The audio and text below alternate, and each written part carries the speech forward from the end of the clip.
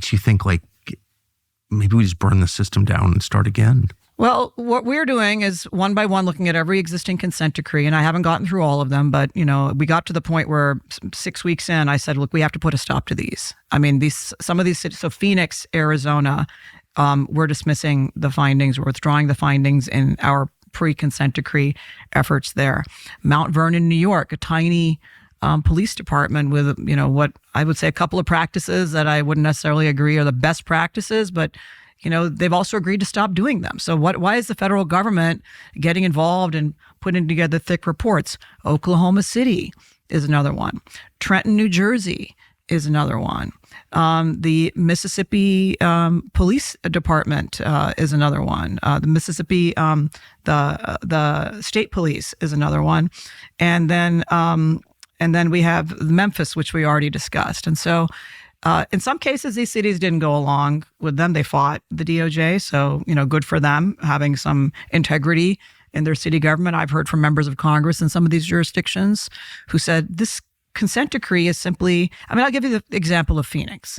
So Phoenix seems to be an attempt by the Department of Justice to go after a sort of purple, reddish jurisdiction and hold them accountable for trying to impose quality of life standards. So, for example, Phoenix has been called to account in the DOJ report that we're withdrawing as part of my investigation for moving the homeless along.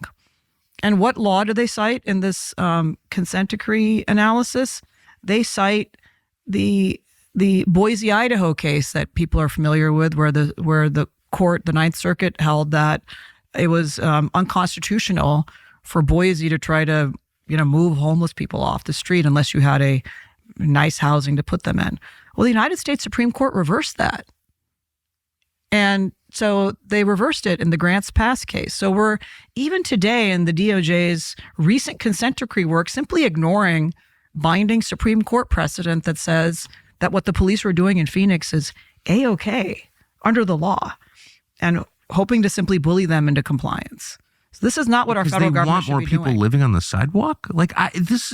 If you take 3 steps back, it's like so dark, so diseased. You want more violent crime. You want more drug abuse. You want more people living on the street. Why would you want any of that? Why would any elected official of any party want that in the United States in 2025? Well, I don't get it. And so in these 8 cases, we're getting rid of them, and there will be more. I'm confident.